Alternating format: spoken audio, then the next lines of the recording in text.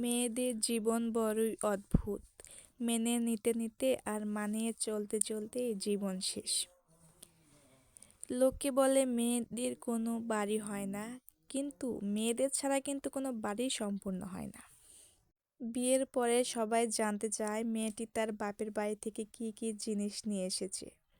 তারা কিন্তু একবারও জানতে চায় না যে মেয়েটি তার বাবার বাড়িতে কি কি ছেড়ে চলে এসেছে।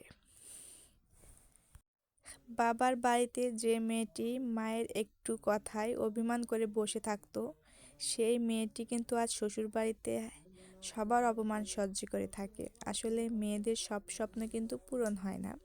আসসালামু আলাইকুম। যেখানে দেখতে পাচ্ছেন একটা টিয়া পাখি, এটা একটা খেলনা পাখি। এটা দেখতে কিন্তু অনেক সুন্দর ছিল, অনেক সফট। মেয়েদেরকে আমি কিনে দিয়েছি এটা কেনার জন্য, তারা বায়না ধরেছিল। আসলে মানুষের হাতের কারুকাজটাই কিন্তু অনেক সুন্দর, অনেক ডিজাইন করে তারা বানিয়েছে। এর দামও কিন্তু অল্প, খরচে কিন্তু অল্পই হয়েছে, তারপর দেখতে কিন্তু অনেকটা সুন্দর।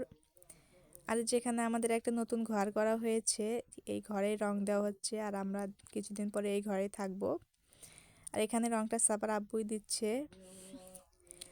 তারপরে যে বিকালে বাজার করা হয়েছে, এটা আজকে এখানে হাট ছিল, তো এখান থেকে হাট থেকে বাজার করা হয়েছে।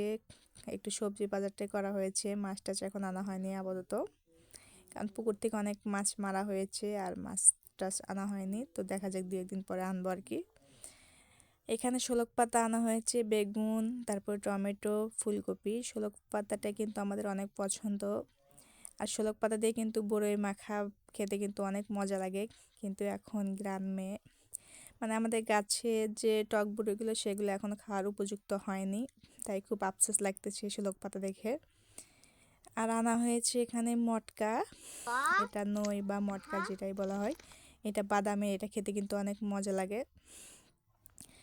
তো সব কিছু গুছিয়ে রেখে কাজটা সেরে তারপর রাতে ভাত খাওয়ার জন্য কিছু ভর্তা করেছি। এই ভর্তাটা খেতে অনেক মজা ছিল, আর কয়েক রকম ভর্তা করেছি, কারণ ভর্তা করাটা আমার ঝামেলা মনে হয়।